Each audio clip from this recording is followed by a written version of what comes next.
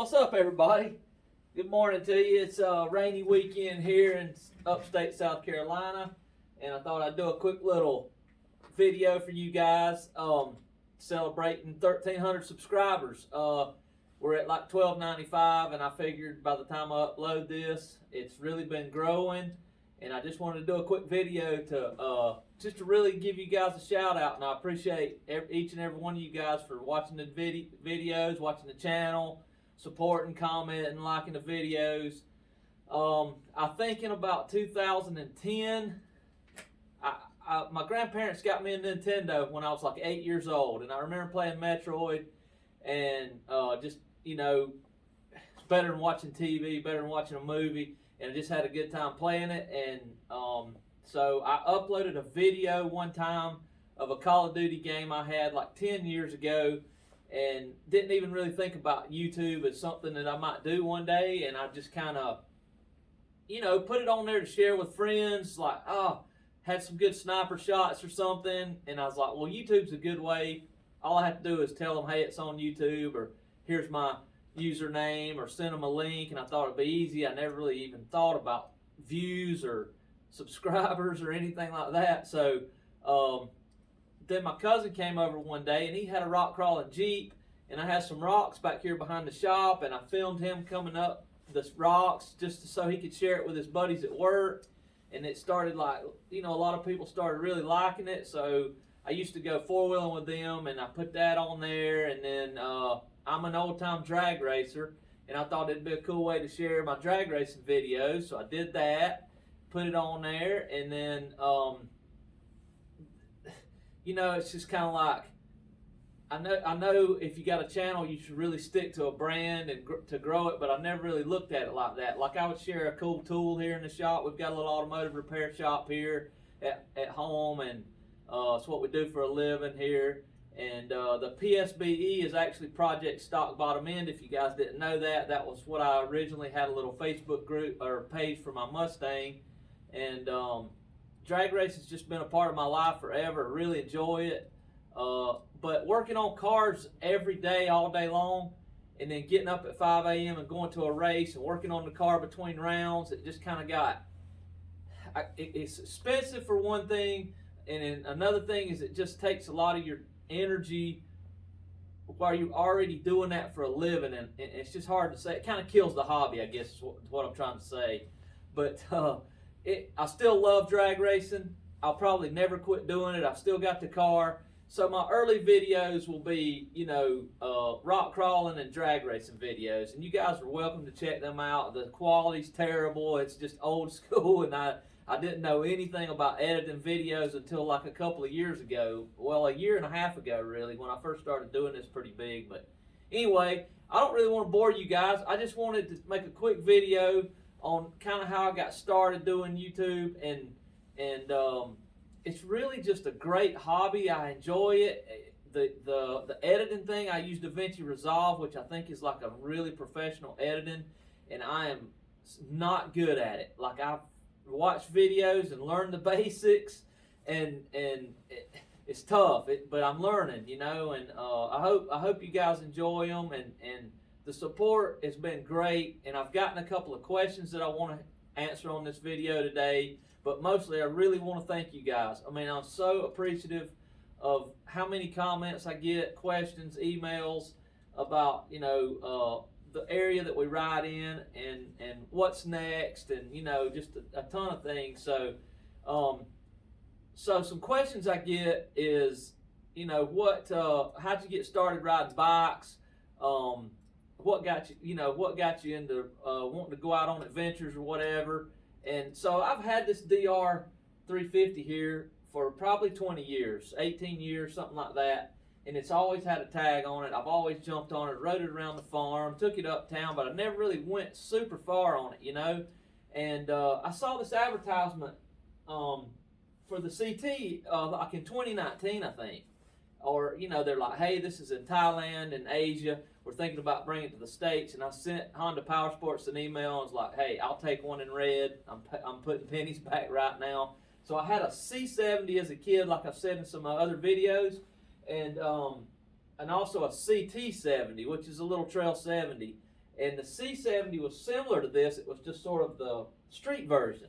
And I had a buddy that had a CT90, and I'm like, you know what? I'm buying that. That is so cool. It's retro. It's awesome. It just brought back those memories. And a lot of people are. So another question I get is, well, why do you want to ride an anemic 125cc motorcycle and go on these big long adventures? Well, so here's a quick story. There's a road 30 miles north from here. It's my favorite road, hands down. It's curvy. It goes into a valley with mountains and big rocks, and it's beautiful. It crosses some rivers. And I've been down it probably 150, 200 times on the DR. Had a CBR 600. I've had a Harley. I've had all kind of bikes, and I've been down it hundreds of times. It's just an awesome Highway 178. It's really curvy. It's off of that. It carries you into North Carolina. It's just a good ride. I'm not even really sure what the area is. It might be, it's a valley. But anyway, I got the CT in February, I believe. End of January or February of 2020 when the world was crazy.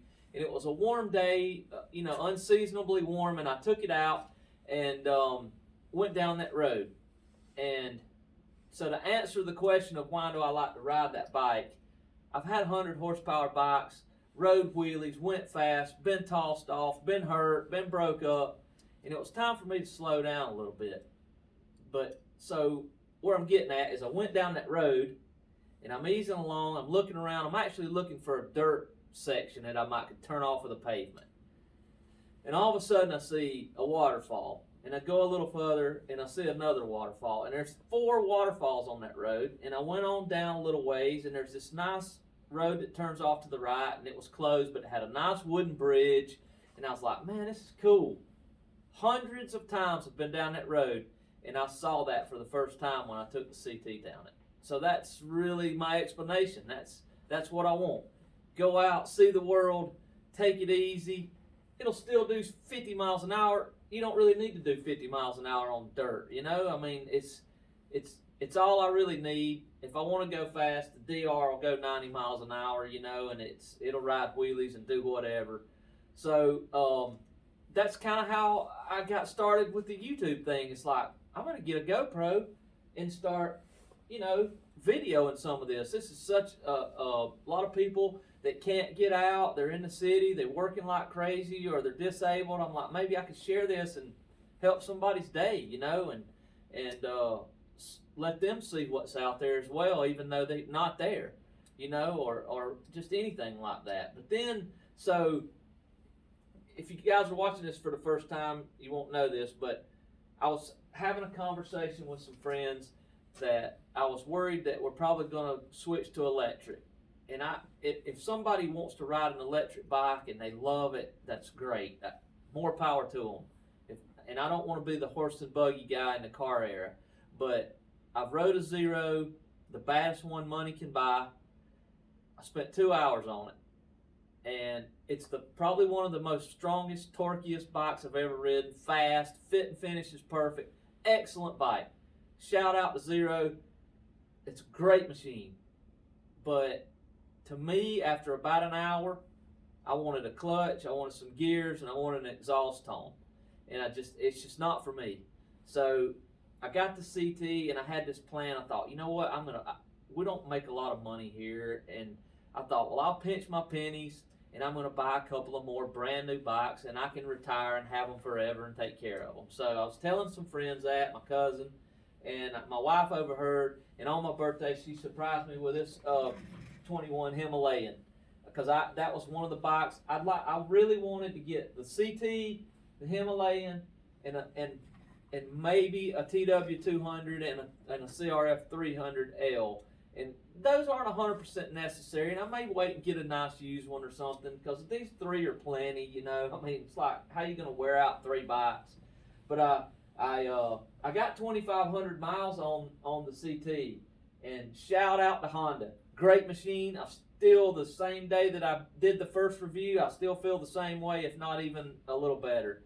It's really been great. I love it, but we can do a 2,500 mile review on it maybe or something. But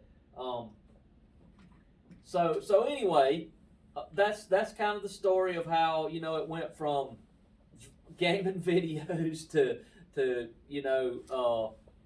tool reviews to dirt or to riding in the dirt on Jeeps and rocks and drag racing, and now we're doing bikes. And I have to say this: Danny Adire from the five Neo Mustangs. He's got a really couple of really fast, awesome stock engine Mustangs. Great dude. I was trying to grow the channel a little bit with the drag racing thing a couple of years ago, and I had a really good Facebook following, and I just the channel was just stale. I think if you have less than 1,000 subscribers on YouTube just kind of, you're just hanging there, and you really can't. It takes forever. They're not really suggesting your videos. And Danny told his followers, I think he's probably got maybe 10,000 people on his channel, that they should come follow me. So shout out to Danny. Thanks, man. I know that I swapped from Mustangs to bikes, but I'll say this: all of my drag racing buddies love riding motorcycles or four wheelers or anything with an engine. So shout out to Danny. He's a great guy. If you want to go check his channel out, it's Neo Mustangs, and I'll put a link down below for that. And he's all about taking less and doing more with it. Great guy. He's got some instructional stuff. Awesome dude.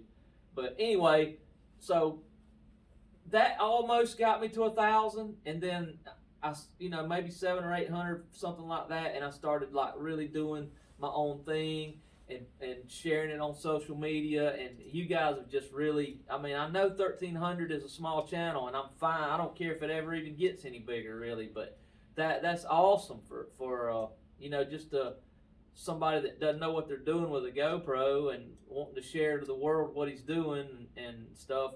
I really appreciate it. It's just been great. And I just want to do like a Merry Christmas video with the bikes here today quick, and just thank you guys. It's just been great. And also, there's a couple of channels that I watch, and I'm going to put the links down below, and they're small channels, 300 or 400 subscribers. Well, one of them maybe have 1,000, but so there's a guy out in Northern California. His name's Forrest, and he has a channel called Northbound Motorcycle ADV. And I'll tell you what, he's got a Himalayan, and to me, he's got some of the best content on YouTube. He takes his bike out, he camps, and talks about the area. He rides in the redwood forest and all up and down the west coast. Beautiful scenery, awesome editing skills. The dude has just got an awesome channel. You guys go check him out. I told him that I really enjoy his content. I think he's subbed to this channel, so hopefully he'll see this. But what a sit down. It's time to watch TV. I'm watching that.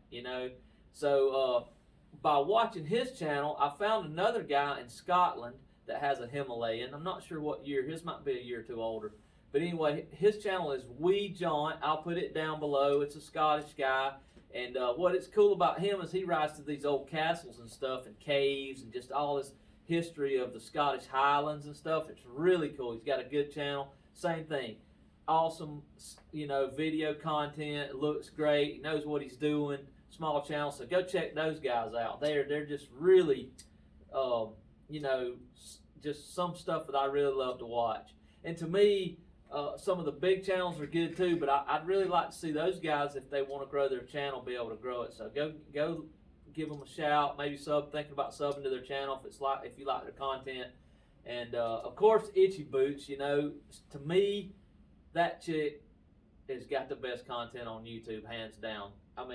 She travels all over the world riding a motorcycle, raw footage, of just her riding and talking to people, and just going into these little places she stays, and it's a simple 20-minute video, and it works, and I really enjoy. So if you guys have probably seen her stuff. She's probably getting close to 1 million followers now, but she's just a really excellent thing to watch if the world's crazy and you want to escape it, which it is crazy, but I guess that's about all I got, guys. Oh, well, I want to tell you about what we got planned. So Cody and I, Cody's my buddy that rides the DR650 that's in a ton of my videos. We go way back from high school to, or, elementary school days. He was actually the younger cousin of my best friend in high school, and he's been working on stuff when he was in diapers, I think. So he knows his way around the bikes and wrenches pretty good. But anyway, he and I are planning a trip this spring, during spring break, to the Mid-Atlantic BDR. And we're going to go up there. I've got a really cool fella that I put a post up on the Trans-America Trail. We might want somewhere to park because it's like 300 miles from here. And I think we'll just trailer the bikes up there. I really don't know which bike I'm going to take. It's either going to be the DR or the CT. Nothing wrong with the Himalayan, but just a little more dirt oriented, and I might need a lighter bike, But anyway, we're going to do that this spring. I'm going to try to record it. We're going to camp. We're going to be out there for a week. The Mid-Atlantic BDR, if you guys don't know what that is, go check them out. There's their channel, I think, is Ride BDR, or you can go on Instagram. I'll put a link for that too. We're going to be up there, and that's sort of to see how we make out for a long period of time and a lot of mileage. If we do good, we enjoy it, we're probably going to do the Idaho BDR. I've got a buddy out in Fairfield that has a CT125. Might go scoop him up and hit some of it. And he's actually got plenty of riding land where he lives too, but I'd love to go up to Avery and Wallace and all up in there and see the train museum and ride through those tunnels and camp that area, hang out with the grizzlies a little bit.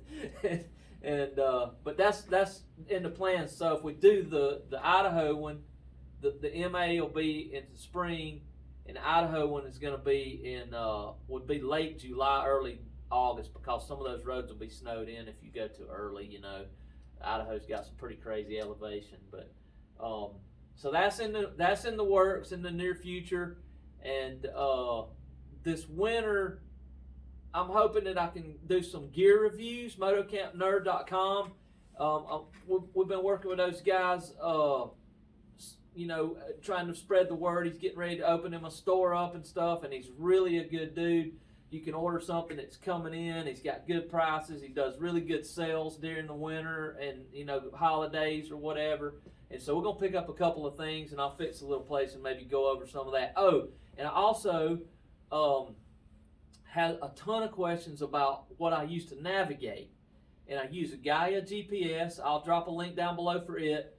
Gaia is an app for iPhone or Android, and a lot of people would rather use a Garmin, or something like that, and that's fine. But if you've got an old phone that works, it doesn't need service, you can download the maps at home. Like, let's just say you're going to go to that MA BDR, and you could download that whole area. If you wanted to go 300 or 400 miles off of the trail, the map will be there. It's just right on your phone. And I'm going to do a video. I think I've had a bunch of people ask me about doing it.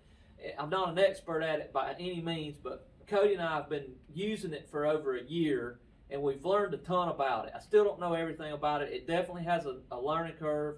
It's just an online GPS, offline, GPS for your phone, and it works great. I use a quad lock, hold the phone in place, and it will literally get you anywhere. If somebody sends me a coordinates where they dropped something in the woods, we can find it. It's great. It's awesome. I'll try to do a good informative video on that, and maybe do some screen time if I can figure out how to do it with the phone, and maybe ride out, show you guys how to do a route with it, save it. You can change the color, the name of the route, just all kinds of things. And the routes are a little different than what GPS. It doesn't necessarily say, okay, I want to go to Damascus, Virginia, guide me there like Google does. It's more of following the actual highlighted route with an arrow instead of it saying turn right, left, whatever. You kind of have to follow it, which to me, I like that, because I don't know if you guys do this or not, but like if you go somewhere in a car with a map, you can get back there. If you go somewhere and you're staring at the GPS and listening to it the whole time, you can't never get back. That's just how it is. Because I came up using maps, but it's just crazy. But with the Gaia, I feel like I more or less know where I'm at, because you kind of have to zoom in and out and look around the surrounding areas. It's like, okay, I'm near this mountain or this trail or whatever. But I really enjoy it, so I want to do a video on that. And I think that's what will try to get us through the winter or whatever, making some content. And anything else you guys want to see, we'll definitely do some, like, I've got to do some work on the DR. It's never really needed anything. By the way, if you find a DR 350 in a barn that's in good shape, buy it. Iconic machine. I can't say enough good about it. It's been a great machine. But I've got to pull the side cover off for the clutch cover. There's a shift D10 in there that's came loose, I believe, and it kind of can jump out of third gear. So before we take a big trip, I want to fix that. And we might do a valve adjustment on the CT. I definitely have to change the shift lever. I'm going to put a different shift lever on it. And it's got a 13 tooth sprocket on it. It's going to be doing some highway riding. I'm probably going to put the 14 tooth back on it. So we'll do that video on how to change that sprocket. And then the Hemi's going to need an oil change eventually. I can do some chain adjustment. But you guys want to see any content that you can think of that's got to do with bikes or tools or anything like that, let me know, and we'll try to get them done.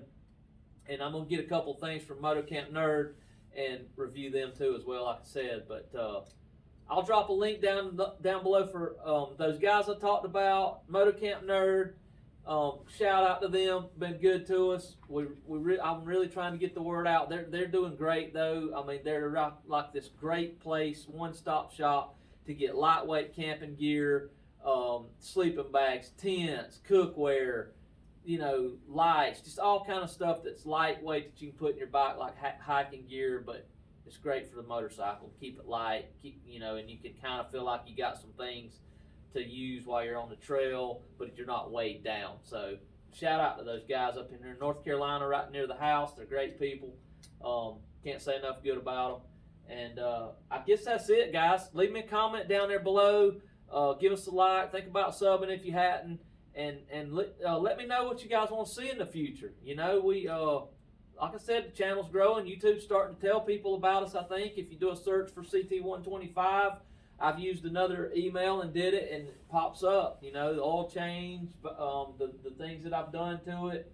I'd like to do a video about what's in that box on the back of the CT. I've done a little bit about it, but that's everything to change a tire and if you broke down on the trail, and a couple other little knickknacks in there. So I might do a video on that. But that's all I got, guys. I appreciate you guys watching, and I hope you have a Merry Christmas, Happy Holidays to you, and maybe this coming year will get a little bit back to normal.